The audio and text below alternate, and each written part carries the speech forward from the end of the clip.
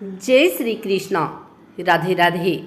आइए सुनते हैं कर्मा जयंती पर श्री कृष्ण भक्त माँ कर्मा की कथा।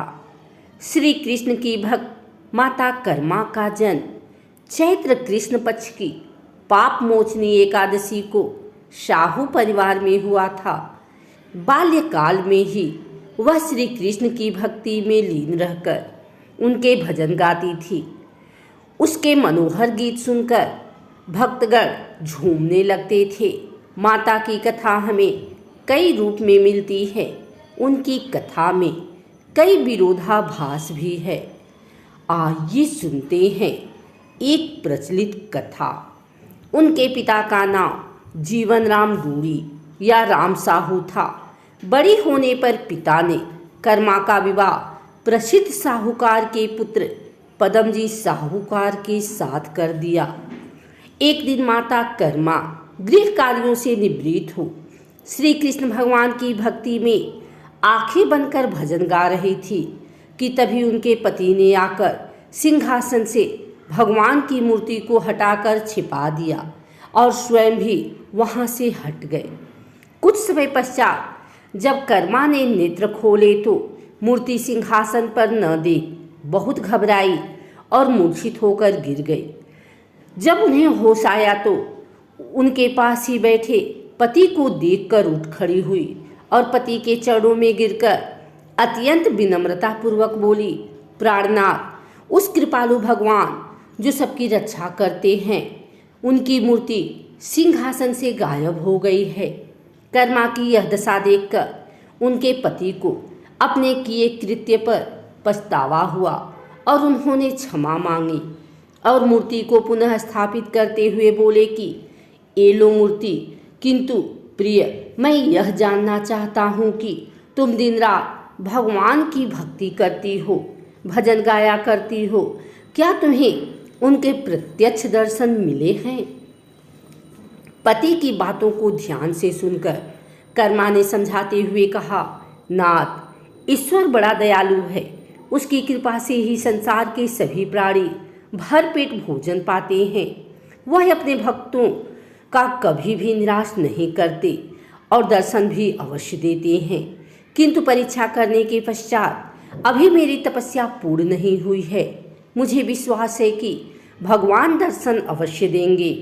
कर्मा की इस प्रकार विनम्र और भक्तिपूर्ण बातों से अत्यधिक प्रभावित होकर उनके पति बोले, प्रिय, आज से तुम्हें भगवान की सेवा कराने के लिए पूरी स्वतंत्रता है। मेरी सेवा मैं तुम व्यर्थ ही अपना अमूल्य समय नष्ट करती हो और तुम्हारा सारा समय भगवान की पूजा और भक्ति में ही लगाया करो, जिससे तुम्हारे साथ ही मुझे भी मुक्ति मिल जाए। कर्मा की भक्ति से समाज के पाखंडी लोग जलने लगे तो उन्होंने षड्यंत्र रचा। एक दिन नरवर के राजा का हाथी असाध्य रोग से पीड़ित हो गया तो उन्होंने राजवैद्यों के माध्यम से राजा को सलाह दी कि इस हाथी को तेल से भरे तालाब कुंड में डुबोया जाएगा तो इसका रोग ठीक हो जाएगा। राजा ने सभी तेलकारों अर्थात तेल बेचने वालों को आदेश दिया कि इस तालाब कुंड में अपना अपना तेल तब तक डालो जब तक कि यह भर नहीं जाता है। कर्मा के पति भी तैरकाल थे। उन्हें भी तेल कुंड में तेल डालने का आदेश हुआ। राज्य के सभी तेलियों ने अपना अपना तेल डाला और उन्हें दाम भी नहीं मिले। तैलकार भूखे मरने लगे। तभी आदेश दिया गया कि और तेल डालो, अभी कुंड भरा नहीं है। कर्मा के पति भी इसी विषम आर्थिक परिस्थिति को देखकर अत्यधिक चिंतित और दुखी रहने लगे। लगभग 1 माह बीत गया, लेकिन कुंड तेल से न भरा जा सका।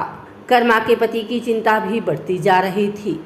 एक दिन जब कर्मा को पता चला कि उनकी श्री कृष्ण भक्ति के कारण यह सब हो रहा है, तो वह दौड़कर भगवान श्री कृष्ण के चरणों में गई और गिरकर कहने लगी, भगवान, यह सब क्या हो रहा है? मेरे कारण आज राज्य के कितने ही निर्धन तैलकर भूखे मर रहे हैं। तब भगवान ने बाल रूप में प्रकट होकर कहा कि आप चिंता न करें, आप राजा से कहिए कि आपके घर के कोल्हू से कुंड तक पक्की नाली बनवा दे, कुंड तेल से भर जाएगा। सुबह माँ कर्मा ने अपने पति द्वारा राजा को यह संदेशा भिजवा दिया। राजा ने पक्की नाली बनवा दी। माँ कर्मा और उनके पति ने श्री कृष्ण का ध्यान किया और सारी रात कोल्हू चलाया। सुबह देखा तो तालाब कुंड तेल से भर गया। यह घटना सारे नरवर में आग की तरह फैल गई और कर्मा माता की जय जयकार होने लगी। इस घटना के बाद एक दिन कर्मा के पति अचानक बीमार होकर मरणासन्न हो गए। जीवन की कोई आशा न देख माता कर्मा अत्यंत दुखी होकर बेहोश हो गई। होश आने पर देखा कि पति मर चुके हैं। माता पिता व अन्य कुटुंबियों ने मृत शरीर को नीचे उतार कर रख दिया था। कर्मा दौड़कर भगवान श्री कृष्ण के सम्मुख गई और चरणों में गिरकर फूट फूट कर कहने लगी, भगवान तुमने मेरा सुहाग क्यों छीन लिया, मुझे विधवा क्यों बना दिया। तुम्हें अपने भक्तों पर तो दया करनी चाहिए। भक्त कर्मा के करुण क्रंदन को सुनकर भगवान श्री कृष्ण जी ने स्वयं को रोक न सके और तुरंत ही दौड़ पड़े। कर्मा को एक अभूतपूर्व मधुर बात सुनाई दी, भक्त कर्मा तू इतनी दुखी न हो। आना जाना तो इस संसार का क्रम है, इसे रोका जाना उचित नहीं। इस संसार में जो भी आता है एक न एक दिन उसे जाना ही अवश्य होता है। यही संसार है। जाओ अपने पति का क्रियाकर्म करो। अब तुम्हारे पति के प्रति यही धर्म है। माता कर्मा अपने पति के साथ ही सती होना चाहती थी, परंतु श्री कृष्ण ने उन्हें समझाया और बोले, कर्मा तू अभी गर्भवती है और गर्भवती नारी का सती होना महान पाप है। जाओ अपने पति का क्रियाकर्म करो और शेष जीवन भक्ति भाव से धैर्यपूर्वक व्यतीत करो। मैं तुम्हें जगन्नाथपुरी में साक्षात दर्शन दूंगा। भगवान की यह आकाशवाणी सुनकर कर्मा ने अपने पति के साथ सती होने का विचार त्याग दिया। पति के देवहासन के लगभग 3 माह पश्चात कर्मा को पुत्र रत्न प्राप्त हुआ, किंतु कर्मा को इससे कोई विशेष प्रसन्नता नहीं हुई। वह अपने पति की स्मृति अभी तक भूली न थी और वह उनके वियोग में रोती तथा विलाप करती रहती थी। फिर एक रात माता कर्मा अपने परिवार को छोड़कर चुपचाप घर से निकल गई। वह श्री कृष्ण के आदेशानुसार जगन्नाथपुरी के मार्ग पर चल पड़ी। रात भर वह कितनी दूर निकल गई उन्हें कुछ ज्ञात नहीं। दूसरे दिन प्रातःकाल कर्मा नित्य कर्म से निवृत्त हो भगवान का भजन कर पुनः आगे ही और चल दी। मार्ग में वह क्षुधा से पीड़ित होने लगी, किंतु खाने को उनको पोटली में कुछ न था, केवल थोड़ी सी खिचड़ी पूरी में भगवान का भोग लगाने के उद्देश्य से उसकी पोटली में बची थी। अंत में जब भूख असहाय हो गई तो उन्होंने वृक्षों की पत्तियां तोड़कर खाई और फिर आगे जगन्नाथपुरी की ओर भगवान के दर्शन हेतु चल दी। पैदल चलते चलते कर्मा को रात हो गई। वह एक पेड़ के नीचे लेट गई और लेट के सोचने लगी, भगवान आपने जगन्नाथपुरी में दर्शन देने का विश्वास दिलाया था, किंतु पुरी तो यहाँ से न जाने कितनी दूर है और मुझे मार्ग भी ठीक से मालूम नहीं है। ऐसी दशा में वहाँ कब और कैसे पहुँचूँगी। प्रभु अब तो बस आपका ही सहारा है, कुछ भी हो जाए अब मैं लौटूंगी नहीं। इस प्रकार भगवान के दर्शन हेतु दृढ़ प्रतिज्ञा करते हुए कर्माबाई सो गई। यह भगवान का चमत्कार ही था कि जब उनकी आँख खुली तो जगन्नाथपुरी था। उसने आश्चर्यचकित हो अपने चारों ओर देखा और सोचने लगी कि मैं यहाँ कैसे आ गई, मुझे यहाँ कौन लाया और यह कौन सा स्थान है। उन्होंने वहाँ के निवासियों से पूछा। वहाँ के लोगों के बताने पर जब उन्हें यह पता चला कि यह जगन्नाथपुरी है तो उन्हें भगवान की माया समझते देर न लगी और उनकी आँखों से आंसू बहने लगे। भगवान के भजन गाती हुई कर्मा भगवान जगन्नाथ जी के विराट मंदिर में जा पहुँची। उस समय मंदिर में भगवान की आरती चल रही थी। पुजारियों की टोलियाँ और सेठ जन मंदिर में प्रवेश कर रहे थे। कर्मा भी मंदिर में जाना चाहती थी, परंतु उनके फटे पुराने वस्त्र देखकर द्वारपाल ने उन्हें मंदिर में जाने से रोक दिया। द्वारपाल के व्यवहार से कर्मा को बड़ी निराशा हुई। वह अत्यंत दुखी होकर कहने लगी, भगवान तो सभी के हैं, फिर मुझे भीतर जाने क्यों नहीं दिया जा रहा। भक्त कर्मा इतना ही कह पाई थी कि तभी मोटे शरीर वाले एक पुजारी ने उन्हें जोर से धक्का दे दिया, जिसके चलते वह सीढ़ियों से नीचे गिर गई। उनके सिर से रक्त की धारा बह निकली और वह पृथ्वी पर गिरते ही बेहोश हो गई। जब कर्मा को होश आया तो उन्होंने स्वयं को मंदिर की सीढ़ियों पर न पाकर समुद्र के किनारे पाया। उनकी आंखों में आंसू भरकर भगवान से विनती की कि हे दीनानाथ दयामय, यह कैसी माया है। आपके दर्शनार्थ लोग यहाँ दूर दूर से आते हैं और ये पाखंडी ब्राह्मण कैसे व्यवहार करते हैं। इनका एकाधिकार अनुचित नहीं है क्या। कर्मा की विनती सुनकर भगवान ने आकाशवाणी की, भक्त कर्मा, मैं केवल मंदिरों में ही निवास नहीं करता हूँ, मेरा सर्वत्र निवास स्थान है।